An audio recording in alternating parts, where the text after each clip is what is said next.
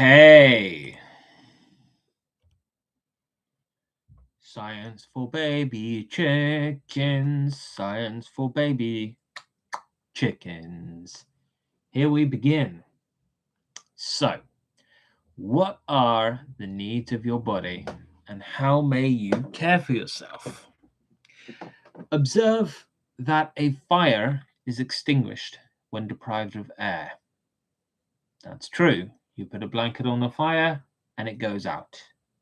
And my own consciousness vanishes instantly if I cease to breathe. Therefore, it is most certain that life is a process of slow internal combustion that requires the invisible spirit within the wind, which we now know to be oxygen, to burn. Since I grow cold and weak without eating, yet radiate heat and strength when fed, I deduce that food is not merely filler, not something that just fills my gut, but the chemical fuel that this internal fire consumes to generate the warmth and energy required for motion. That makes sense. Because my blood, sweat, and organs are wet, and a dried plant crumbles to dust, I conclude that water is the indispensable solvent of this vessel, serving as the flowing river that transports this fuel to the flesh and flushes away the toxic ash of living. So, what is this person trying to say? That you need, beg your pardon, is experiencing that famous bug again, where it doesn't enable me to write unless I load it up twice.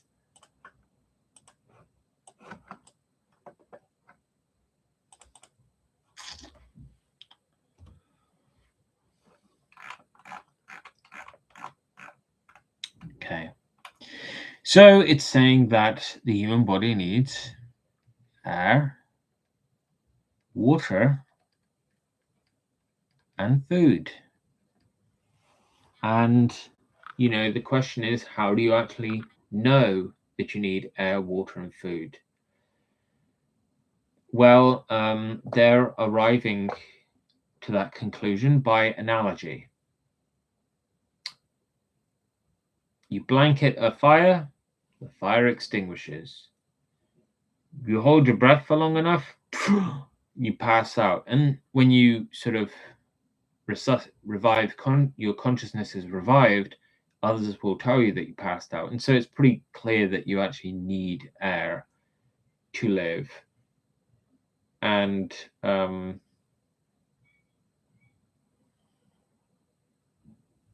also you experience pain when you don't receive air. So you might ask yourself why you're actually getting this pain.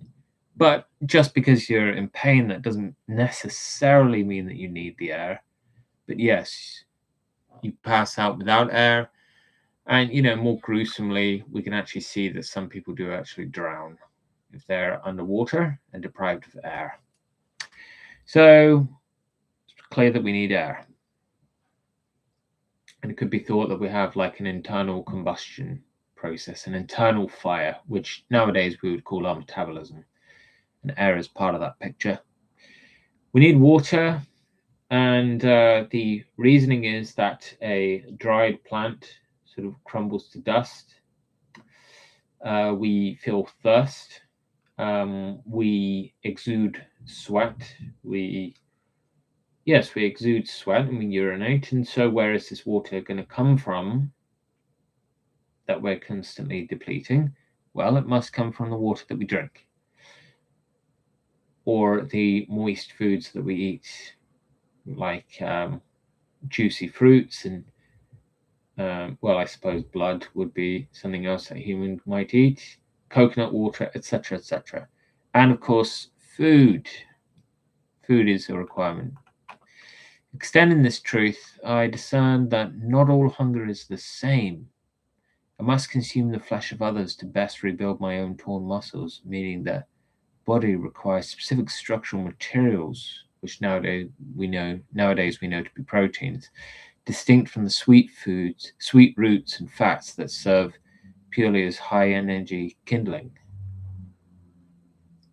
Observe that my sweat is salty, and drinking pure rainwater while toiling leads to cramping. Thus, I must replenish essential earth salts, electrolytes to conduct the lightning that commands my limbs. This is a more shaky deduction that you actually require salt to live. Just drinking water alone would sort of cause an electrolyte imbalance. So this is why coconut water is the most hydrating drink on earth. Finally, since the mind falters and wounds knit slowly without slumber, I prove that the body requires a regular paralyzed state to physically flush waste products from the brain and reconstruct the cellular damage incurred during the waking hours.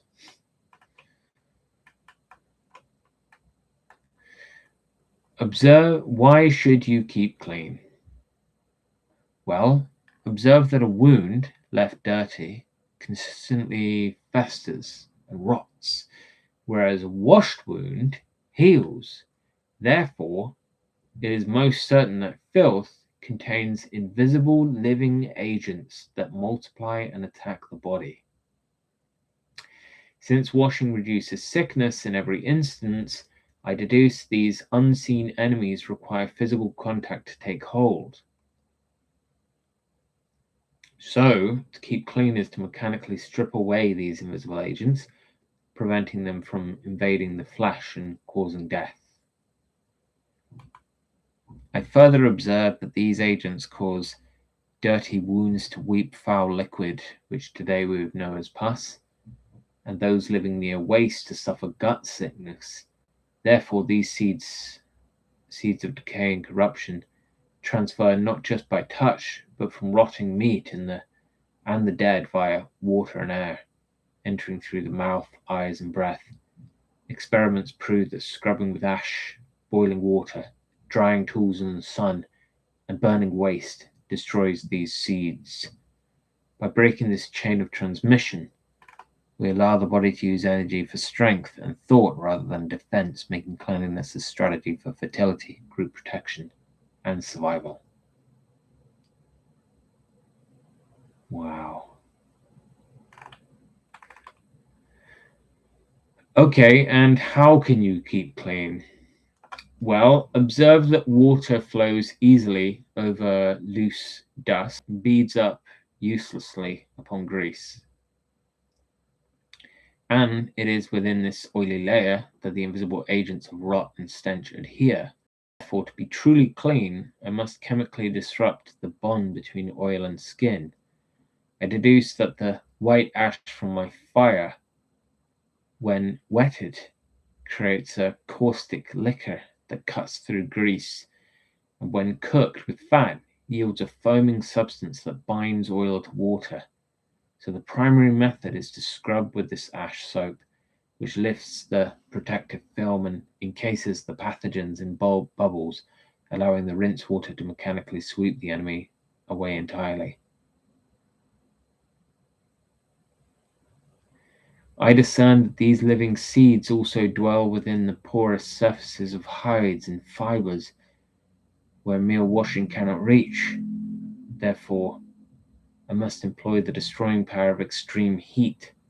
Since boiled water halts fermentation and the stark light of the sun removes the stench of dampness, I conclude that high temperature and ultraviolet light kill these unseen enemies. Thus I maintain purity by scrubbing with fine sand to strip away dead layers of flesh where agents hide, boiling all vessels to sterilize them, and rigidly burying waste far downstream to enforce a sanitary perimeter against reinvasion. How can you eat well? Observe that eating only lean flesh leads to wasting, while eating only roots leaves the limbs frail. Therefore, the body requires a precise architecture of building materials for repair and distinct heavy fuel for energy. I deduce that to eat well is to secure a diverse harmony of flesh for structure and fats and tubers for power, ensuring that no single essential element is lacking from the intake. Since fire transforms indigestible fibers into soft pulp and renders raw meat safe, it is certain that cooking is a form of predigestion that unlocks hidden caloric density and allows the gut to absorb nutrients that would otherwise pass through uselessly. Extending this, I discern that while honey and sweet fruits offer a flash of speed, they fail to sustain the hunt and rot the teeth. Therefore, sugar is a volatility to be used sparingly, not as a foundation. I find that seeds and grains protect themselves with bitter toxins that cause swelling unless they are soaked, sprouted, or fermented. So one must chemically process these foods to strip their defenses and harvest their strength. Since those who forego fresh greens and organs eventually succumb to bleeding and decay despite full bellies, I conclude that fresh matter carries invisible vital catalysts as necessary to govern the body's internal chemistry. How can you exercise well? Okay, I will now henceforth just read the first paragraph. Observe that the arm drawing the heavy bow grows thick, while the idle limb withers. Therefore, it is most certain that the body does not maintain a fixed form, but ruthlessly shapes itself to match the specific demands placed upon it. Since lifting the same light stone daily yields no change, yet wrestling a growing beast builds might, I deduce that strength is born only when the burden exceeds the body's current capacity. So to exercise well is to engage in progressive overload, intentionally inflicting a controlled struggle that is slightly harder than before, forcing the flesh to panic and rebuild itself denser and stronger to survive the future trial.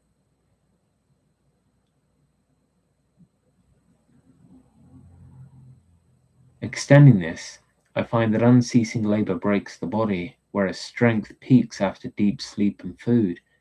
Therefore, the strengthening occurs not during the toil, but in the silence following it. The exertion merely signals the need for repair, while rest provides the time to overcompensate.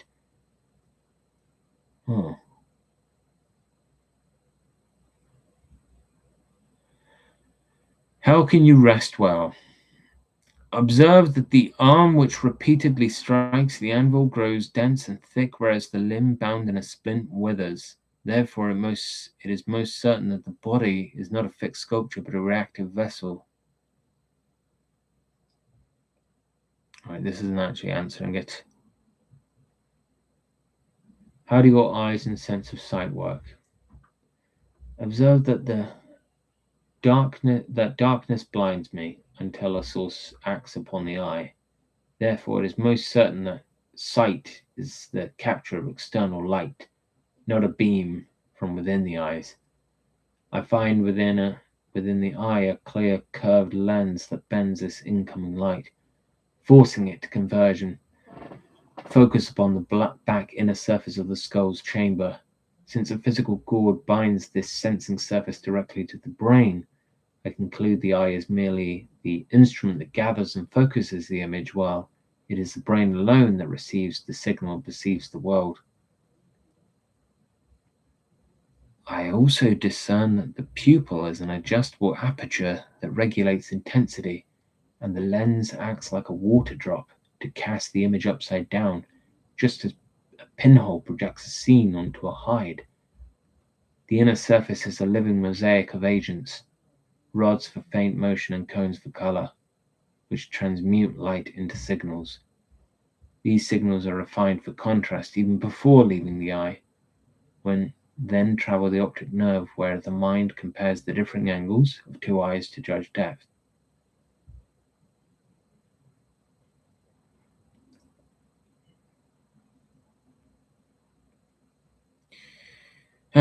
Okay, this experiment is kind of a failure. Darn it. There must be some solution to this. I'll keep trying. I will keep trying. I will keep trying. But no, that wasn't very good. I mean, these are the ultimate questions, but it's how to get the meat